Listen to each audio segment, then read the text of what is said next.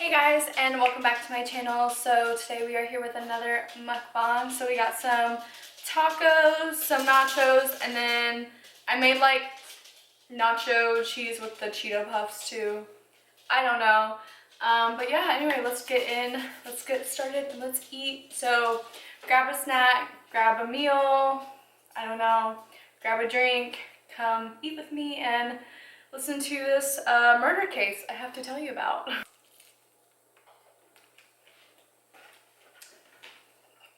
So let's get started with the story. So this story is very interesting. I was just, browsing Murderpedia as I do every night.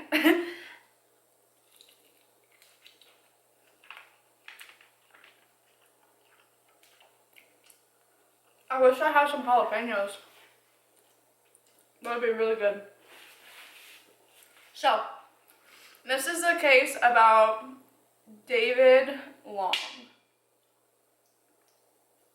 Now,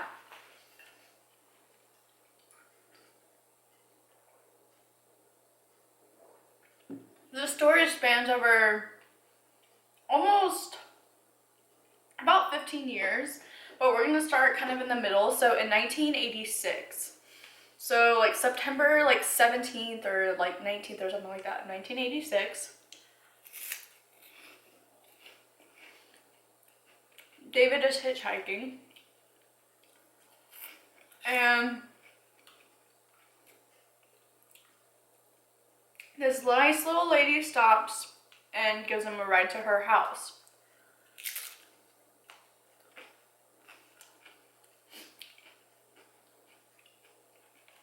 Now keep in mind too, back then, hitchhiking was normal, so. Nowadays I feel like hitchhiking is not accepted at all. I feel like, especially now because of Corona, I can't really trust anyone. So, this house had Donna, Dalfa, and Laura. Donna and Dalfa, I believe, were related, and Laura just lived at the house too with them.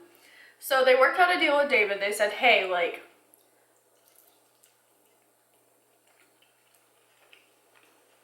if you do handyman stuff around the house and keep the house clean for us, we'll pay you by letting you live here and cigarettes and beer or alcohol. Well, David's sweet. Also, this is kind of a no questions asked type deal. They just do it for people because she just likes helping people out.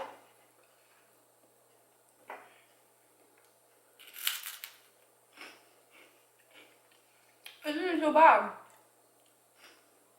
I'm pretty low with the nacho cheese.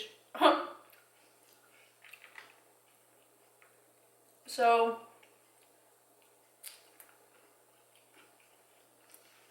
originally David was sleeping in one of their cars in the front yard. But he managed to fiddle his way on in to the house and sleeping in the house because he started having a sexual relationship with Laura.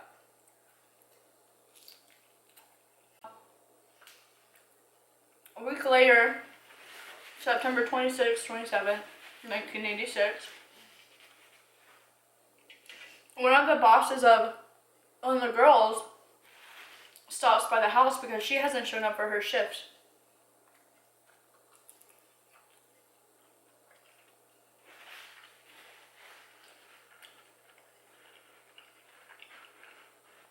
That's a very gruesome scene. He shows up and Laura is just chilling dead in the front yard. So this makes me think, I think it was a rural is that the correct word? It was in Texas, in Dallas County, I believe. But I'm assuming that maybe the neighbors are far away from each other because she was, dead in the driveway. Oh, not in the driveway, but in the front yard. And here in our neighborhood, you would be able to see that. So, makes me think that the neighbors weren't that close to each other, house-wise. So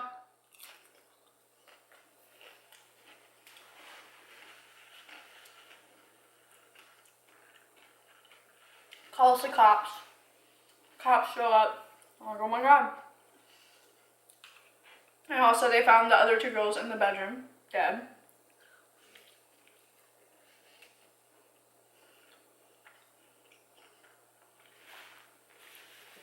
Now let's go to what David's doing. At this point, David is currently in another city. That same night of those girls being killed, he was arrested for drunk driving.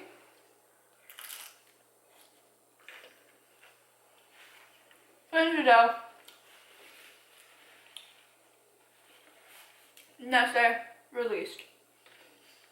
And then, about a month later, on October 24th, I believe, he's arrested in Austin for drunk driving again.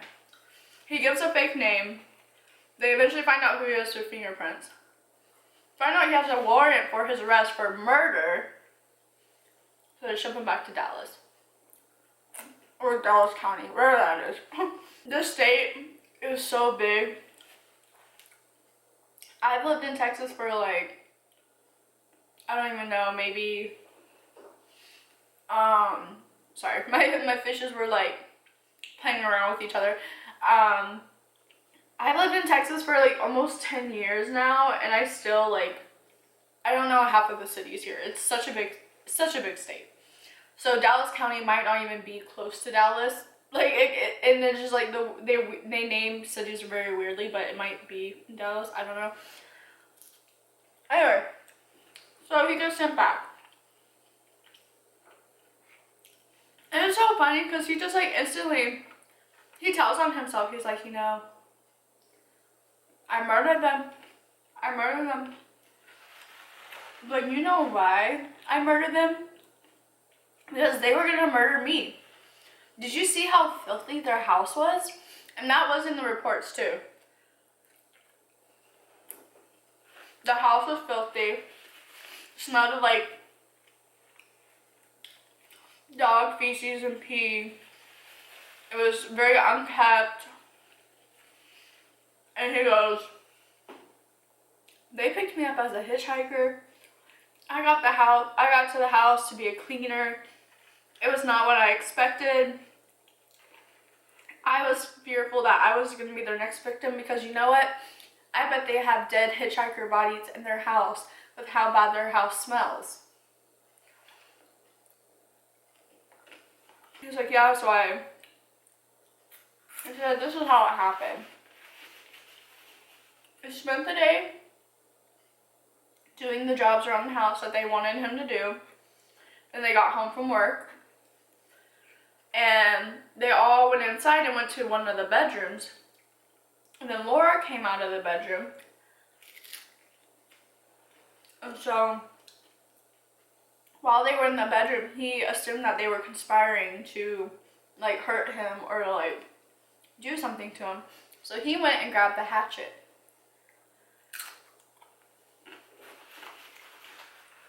So he grabs the hatchet, comes back inside and says, hey Laura, like,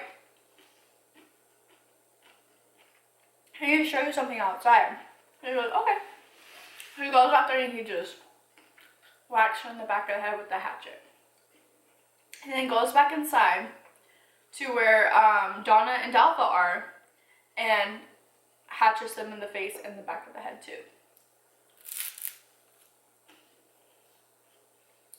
He then cleans off the hatchet, puts it in the bathroom sink, takes their car, heads out.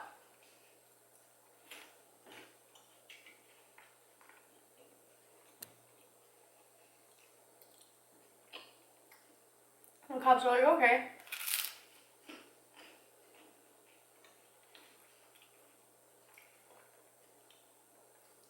So he's taking her to trial. He pleads not guilty and that he's insane. Which could hold up in a way, because I will say he does have a lot of reports of like He's been admitted like voluntarily and involuntarily to like rehabs and like psych wards. As a matter of fact, when I believe it was Donna that picked him up, when I picked her up, or when she like came and picked him up off the side of the road, he was actually hitchhiking from Little Rock because he had just gotten out of an institution. Too, he said that the smell in the house was triggering because when he was 10 years old, his mom did die. And I guess he could like smell that smell, and that's what triggered him to also kill them. And that it was almost like some type of Satan like force took over him and forced him to kill them, and that he doesn't know really what happened. It was very interesting. So they have a bunch of psychiatrists come and like evaluate him. Also too, they were saying that his excuse for that they were conspiring against him was kind of flawed in a way, because one of them, the oldest lady who was 65, the mom, she was blind, could not walk without her walker. And also too, they all had defensive wounds like on their hands, so they were trying to like fight back and fight for their life. So fast forward, psychiatrists are like, or psychiatrists are evaluating him. They're all like, okay, like he's definitely like a sociopath or a psychopath or something along those lines, basically. And so he, I think, overhears one of the psychiatrists say something about like, oh, like possessed by a demon. So then in his next interview, he brings up, yeah, I was possessed by a demon. And then the psychiatrist goes, that's very interesting, because in your first initial interviews with the police, you never brought up that you were possessed by a demon. And then after that, he just shut up about it. Like he was like, okay, I can't use that excuse, never mind. So I think he like overheard someone say like, oh, like maybe he was possessed by a demon, or like, you know, maybe that's what he's trying to claim. So then he was like, oh, I can use that real quick. And then they're like, nah, bro, like no. You didn't bring it up. You got that idea somewhere else. You can't use that as part of your insanity like plea.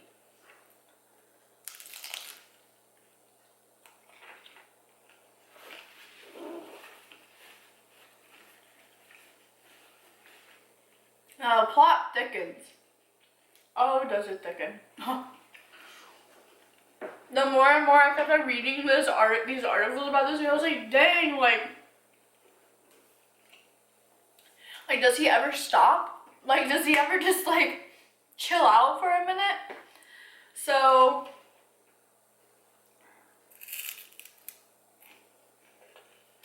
during his trial,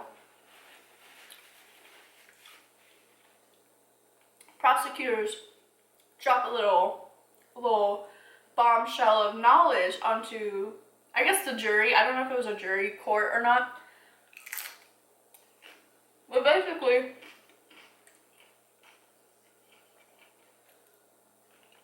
they go,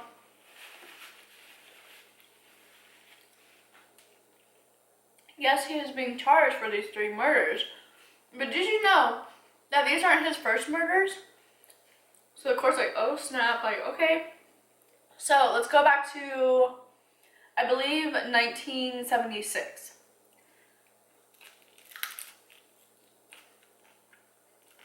In San Bernardino, California. He's invited to his wedding. He goes. Gets super drunk. And is kicked out because he's smoking weed.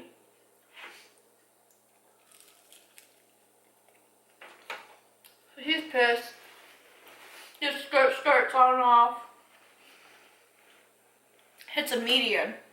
Busts both of his front 2 tires instantly. I actually watched a car do that a few weeks ago. I was like, dang, that sucks. I was leaving work, and this car that was in front of me was turning across the intersection, like where I was going to. And I guess they didn't see the curb, and they hit that curb so hard, their back tire like flew, like their whole back of their car flew up in the air and went back down, and you could just hear it instantly, and then you heard like a pop, and then I was like, when they were pulling off into the shoulder to get into this parking lot, as I was driving by, you could just hear the metal like scraping, like their axle just scraping on the, so it was like an instant like tire just gone, obliterated. I was like, that sucks. And it was like raining and it was cold too. I was like, dang, that really sucks. Dark outside too, because it was like 7, but it gets dark here by like 5 o'clock now, so that's fun. So anyways, but across from the bar is a like gas station, like a Route 76 or something like that. So he pulls on into that. It's probably, I think it's like midnight. It's pretty late. So there's not that many people. There's no one at the gas station except for the gas station attendant. So he goes and he's like, hey, like, I need 2 tires. I need them to be fixed. And the gas station attendant's like, okay, cool. Does it for him. And he's just drunk and he's just pissed. And he's like, you know what? This gas station attendant, he ripped me off. He overcharged me. I'm upset. So he's like, you know what? Okay. So I guess, I don't know if he actually ended up paying or not. Or maybe the gas station attendant told him the price and then they were going inside to like pay for it after the tires were fixed. So he grabs his tire iron and follows the gas station clerk into like one of the rooms like in the gas station. Beats him to death. And then as he's walking out, a lady pulls up, and I guess, I don't know if California is still like this, but certain states, like, you can't pump your own gas, so you have, like, someone that, like, pumps it for you. So he goes out there, and he, like, grabs the gas station clerk's, keys, and he's like, oh, yeah, like, let me pump your gas for you. So he, like, pumps it, and he's like, he doesn't realize, he doesn't know how to work the credit card machine. So he's like, oh, you know what, it's fine, just come back tomorrow and pay for it, our credit card machine's like down or something, like used an excuse. So he was like, okay, cool. And so apparently he confessed this when he was caught for the original 3 murders. And then it was corroborated by other stories because they looked into it and the police were like, yeah, on that night around 1:30 a.m. we had a call from a woman that said that she just went and got gas from this gas station and that the gas station attendant ended up just giving her the gas for free because he didn't know how to work it, but also it was suspicious because he had blood on his hands while he was pumping the gas. So she was like, I think something bad is happening. So then the cops came and they found, because she didn't see the body, she just like drove off and was like, skirt, skirt, eat. Which I would have done the same thing. I would have left and made sure I was safe and then called the cops. I wouldn't have stayed around. But that's just the problems of being a female. You just have to like be really cautious. And so the cops get there and they find that gas station clerk bludgeoned to death with the tire iron. So, and he never gets caught for it. They never like really find out who it is, because like I said, he's a hitchhiker, so he doesn't really have like a home, you know, like he just kind of goes around. So, and then in 1983 he was working for this guy, I want to say his name's like Bob Roger. It's something very, very like generic. He was working for him, but then living in his trailer with him.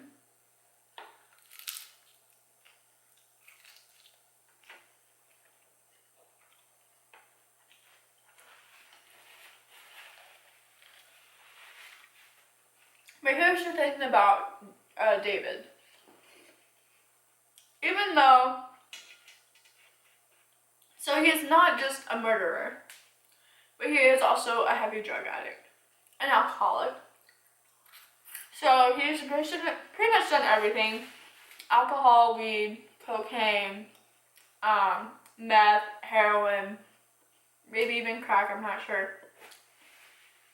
So at the time, he was addicted to heroin. And what he did was, one day he took like the company truck, because I think it was like some type of construction that he was doing with this guy. And he took the construction truck to see like a girl, like his girlfriend at the time. And so the boss got mad and like made a huge deal out of it, according to David, like made a big deal out of something that was small, and that he fired him, but then he got his job back, so it was all good. He was like, but even though he gave me my job back, I held a grudge because that was just so rude of him to do that to me. So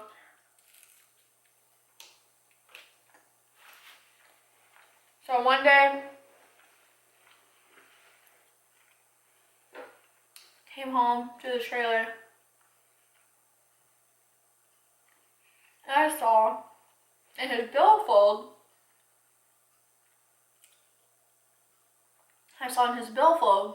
he had like $400. I said, I want that $400 so I can have some heroin. So he first goes outside of the trailer, tries to set the trailer on fire, like under it. Can't get it started, so he's like, oh, whatever, we're just gonna do this instead. So then he goes in there, and I believe he like knocks him out, or he does something to where he's like unconscious, basically. Or I think maybe the guy had drank a whole bottle of whiskey, so he's just knocked out from being so drunk. I can't remember, but somehow the guy is asleep. He's not aware of what's going on, that he's about to be killed. And so what he does is he grabs whatever whiskey is left and starts spraying it around him in his couch chair. And then sets the drapes on fire. Grabs the money, but he's like, I'm smart, so I'm gonna leave $20 so it doesn't look like a robbery. So he takes the $400 but leaves $20. Heads out. The trailer basically is like instantly ablaze. This was also, like I said, he confessed this in when he first got caught for the 3 murders. And then this was also corroborated by police reports, and this one happened in Texas, somewhere in Texas, I can't remember where. So that one was also corroborated because they were like, yeah, we had a report of a man who was set on fire and that they saw someone who fit the description of David leaving the trailer right as it was like the fire was starting. So, but they just couldn't catch him, obviously, because it took them like 4 years to figure out who it was, and they only figured it out because he admitted it. So, trial. So he's sentenced to death in the state of Texas because even though he committed those other 2 murders, he was only getting charged for the 3 murders of the 3 girls. So he pleads not guilty and that he is insane. They go back and they're like, no, you're not. Like, yes, you've had a lot of childhood trauma. And he also goes to, which I thought was very funny, because there is kind of a correlation between serial killers and just killers in general that either have like car injuries, or like he was like, when I was a kid, I was hit on the back of the head with a bat. I was abused by my dad. Because also too, his dad, like after their mom died, his dad was a heavy alcoholic. Apparently his dad would bring women home and have sex with them in front of the kids in the living room. Yeah, so his dad would like beat them with like the bottles of alcohol. Apparently he got into a bad car injury that gave him a head injury. So there are correlations with killers if you do look into a lot of cases that have like fell out of trees and like bopped their head. Like Egeen, I think Egeen is still like the Leatherface, like the one of the guys who inspired the Texas Chainsaw Massacre. I think it's Egeen. I can't remember. But he like fell out of the tree when he was young, and he blames like partly why he was like that, like because of his head injury. So a lot of killers, they try to pull that card. But people still weren't having it. People were very disgusted with him. So it was said and done. He was sentenced to death by lethal injection. So that was in 1993, I believe, is when his like final hearing, or maybe it was 87, I can't remember. But anyways, but he spent the next like almost 10 years appealing. He used up all his appeals that he could. Every time it was denied, as it should. He was trying to get put into a mental hospital instead, but even though he had mental problems, like I said, he was aware of what he did, because even some of the psychiatrists were saying, like, in his evaluations, they're like, yeah, like, he would try to blame it on, like, because at one point he was diagnosed with schizophrenia. One time he was like with a different personality disorder, sociopath, psychopath. So sociopaths and psychopaths, they're very good at adapting and manipulating, and so they believe that that's what he just did with all these different psychiatrists over the years, is he manipulated them to make them think that he had certain things when he really didn't. He was just really like a sociopath. So they're like, no, dude, like you're aware of what you're doing. And one of the psychiatrists, like I was saying, even in one of the interviews, he was like, yes, he was very like sure of himself, but at one point he kind of like wavered a little bit, or like kind of broke character in a way, and he was like, okay, dude, like I got you. So yeah, so he used up all his appeals, and then of course right before he was about to be lethally injected, he, I believe, like tried to kill himself with like a drug overdose of, like, I guess he had somehow gotten drugs in his cell leading on while on death row, and he was actually hospitalized and put on a ventilator because of his like injuries or whatnot. And they try to appeal it because they're like, hey, like just give him some time to recover, like you're already gonna kill him, like he's already on a ventilator, like what else are you gonna do? And they're like, we're gonna go ahead and just get rid of him because he's like wasting our, like, not, I mean, with how,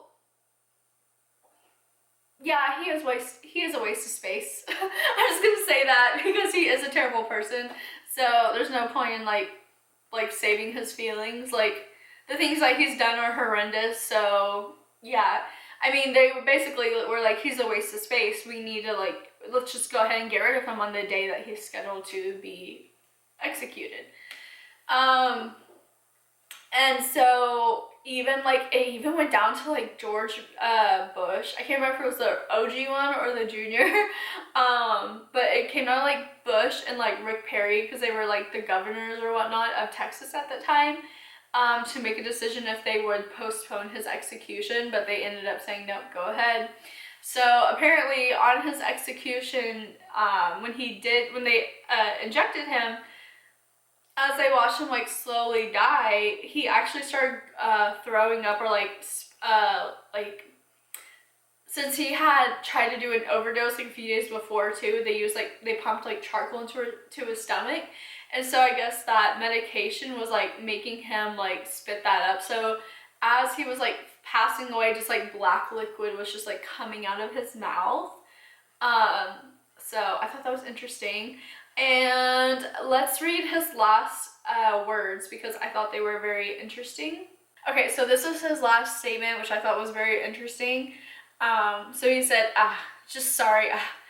Sorry, y'all. I think I tried everything I could to get in touch with y'all to express how sorry I am. I never was right after that incident happened. I sent a letter to somebody, a letter outlining what I feel about everything. But anyway, I just wanted right after that to apologize to you. I'm really sorry for it. I was raised by the California Youth Authority. I can't really pinpoint where it started, what happened, but really, I believe that's just the bottom line. What happened to me in California? I was in the reformatory schools and penitentiary, and they create monsters in there. That's it. I have nothing else to say. Thanks for coming, Jack.